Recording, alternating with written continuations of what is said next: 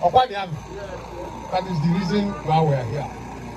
So we can make a chairman to flag off our APC registration in Amokwe Ward. I urge all our stakeholders, half a tabak I in Somalia. Ebe na-eche ọzọ ba na-eri ihe ọgbakọ ebe a na-arụ apụ ka anyị soro Peter Mba gọvanọ anyị ka bidoro ihe a na-arụ n'Amokwe ya na ndị ọzọ ya na anyị na-arụ ihe n'Enugu steeti ụzọ anyị a na-arụ ya chairman ụwa nọ tupu ụlọ ihe ọ na-arụ n'Amokwe mmarịa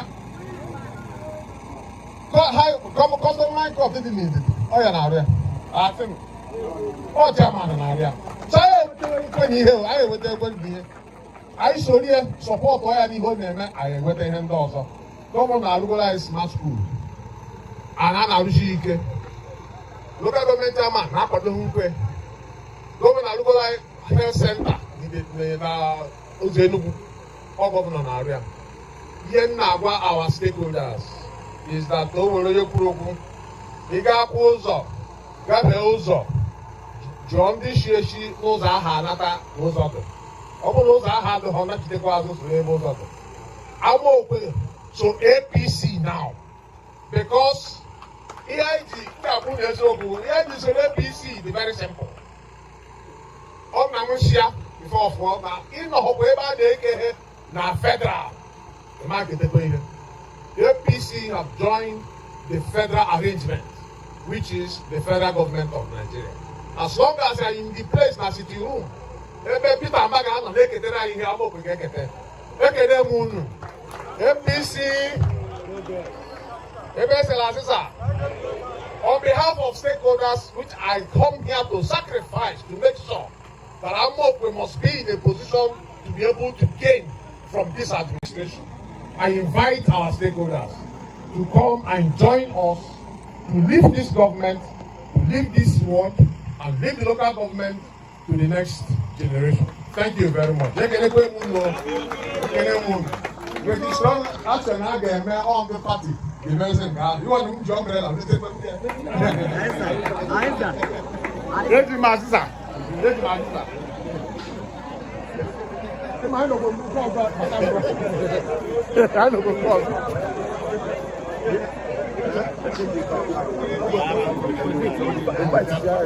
because anime Ejio Harap, he invites Jama and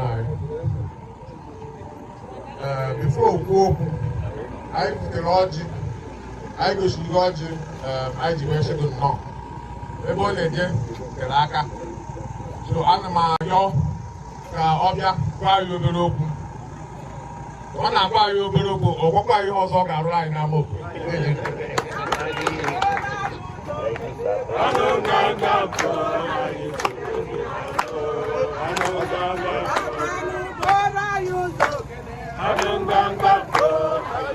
I'm all with the government party. I know. I give you the good now. No, out of my way. I get to go to the party first. Why I am moved to okay, whatever. Party chairman, Biko, take time and write out all the names of our women that are here. Because the support the women are giving to us in this our party is second to none. Even in the jail, 70% of them never, if not 80% women. So if you can't make it, the support to the at the home fee. I call woman Kagas, Noreba, I even hear parts on the road issue. So people wouldn't want to take that for granted. So party chairman, he get after I have for my neighbor. Mana, it's a power faggy. We will need NIN. He gets you with the register, la mitzvah, he gets you make it okay. About over issue. Therefore, only open a banner, Gakabaru, Yamata, NIN, Yamuna councillor, and watch chairman gave my agreement, Agapia, Amokwe. All never have center, only open up, Batia, and I gave me and Kita Kechi. Under the register, they will NIN. We find a good from Tuesday because I gave J. Other words tomorrow. On Tuesday, they will come to Amokwe. When they go NIN, Gabata NIN. If they have an apartheid, either we have an apartheid, I do the local government, I have found Amokwe. buru I na-eke ihe party I say yes ndị Amokwe nwere large number ụmụ buru ibu na Amokwe ọkwa ya dara ike ya ihe ruru unu so biko arụmayụ na ya osiri ike ọ bụrụ na irejista nweda NIN bụrụ member of APC ebe o dabere New Hope Initiative President Bola Ahmed Tinubu ekwego nkwa a ga na-enye ụmụ nwaanyị na-atụ mgbere ọ bụ na-arụ ọrụ ugbo ihe ọ bụla ị na-eme 100,000 naira every month for 12 months. That's 1.2 million. So when I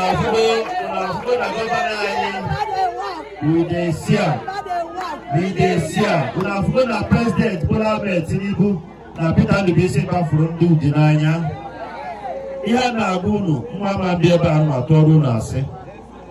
These our leaders that are here will bear me witness. In no distant time, this renewed hope initiative of President Bola Tinubu through our dear Governor Peter Ndubisi will come to life, Luti. And then the Lutokori Party Chairman said, "Yarotoku Mwanya Shirong Loro, Yami Hai Neku, register Kwana Party." So we reach Oma, Runa Luza Ruma. Governor Peter Mba Abrogovane Bushandu. He hope no bargain, take it to the bank, he will ensure that it comes to life. Una a smart school line Agani Hopper, PhD in Agani. I have a local government to the Kainaro, customer record, and some other who are going to initiate more. But Amokwe, the important new the local government. And I'm going to take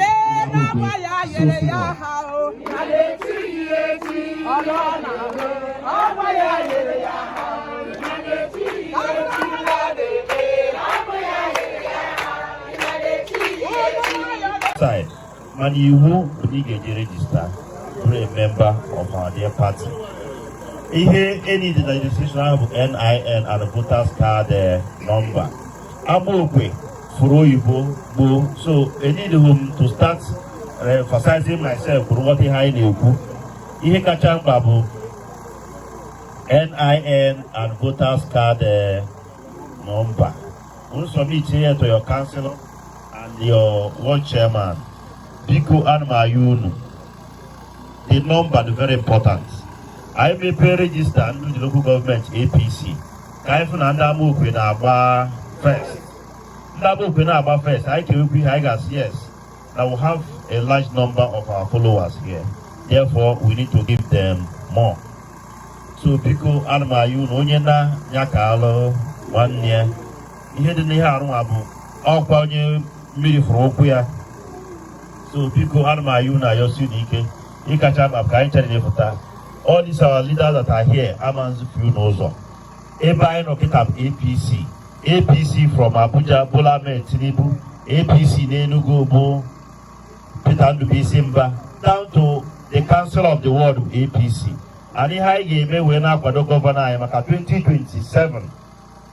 Ihe anyị ga-eji wee sị gọvanọ anyị thank you bụ na ya abụgo ndị member APC and anyị ji voters card anyị so ruo 2027 maka onye rụrụ ọfụma na anyị ga-asị ya bụ gịnị ya rụkwa ọzọ.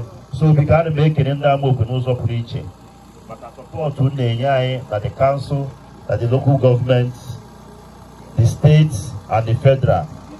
Kịta onwe na-enweghị eze na ebe enye onwe na-enwere eze na bịa onwe na-enwere eze na bịa ezisa bụ ihe eji azafụ ụbịam ezisa ka eji azafụ ihe ọjọọ.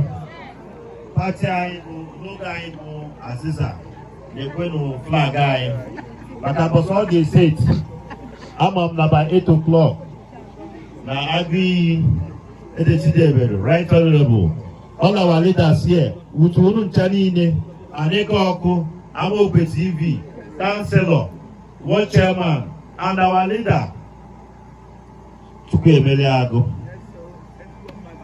He has been a pillar of support to what we are doing in this our great party. He took permission also and with us in spirit. And also Abogwa I appreciate never hope. So we can't make a new time has been far spent. We don't intend to take much of your time. Biko onye ọbụla na-edenye afa na pati anyị bụ APC. Right honorable Biko ana m ekele gị. Ndị ịmara ndị mmadụ anyị karịrị. So Biko I greet everybody. biko onye na ya ka alụ nwanne ya. Ana m ayọ Amokwe TV